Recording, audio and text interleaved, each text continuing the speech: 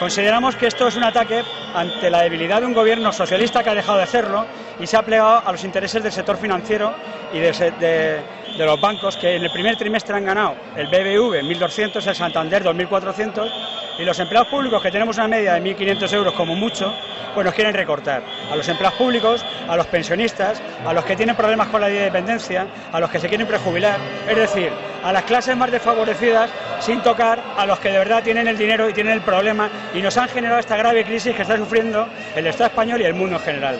Ante esas medidas que el gobierno Zapatero, por su debilidad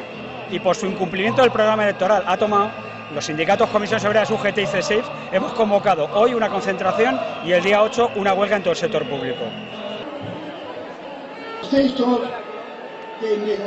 Nos parece una vergüenza que no se haya dignado ningún representante de la subdelegación a recibirnos, y por otra parte recordar a todos los compañeros que están aquí presentes y a todo el que nos pueda escuchar que el domingo a las 11 de la mañana el presidente del gobierno viene a Elche a una reunión con alcaldes de la provincia y que bueno, queremos ir a darle la bienvenida que se merece por estos recortes sociales que con los que nos ha amenizado el verano que va a empezar. Gracias. En el momento de la firma del acuerdo y por tanto... Esto es una demostración más de que los empleados y empleadas públicos sabemos lo que hacemos, no vamos a permitir ninguna agresión, es la primera vez que nos meten la mano en el bolsillo, hemos aguantado con resignación congelaciones.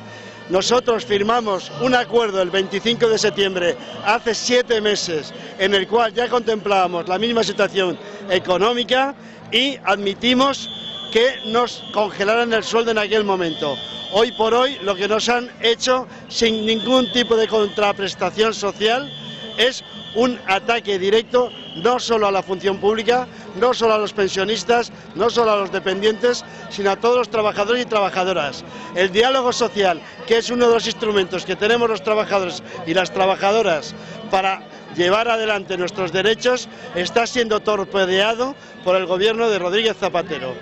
Y es un aviso al resto de sectores. Con esta movilización esperemos que el gobierno dé marcha atrás, ponga a trabajar a todos sus asesores y saque el dinero de donde tiene que sacarlo, que es de la Iglesia, del Ejército, de Afganistán, y si no podemos estar en primera división estaremos en segunda.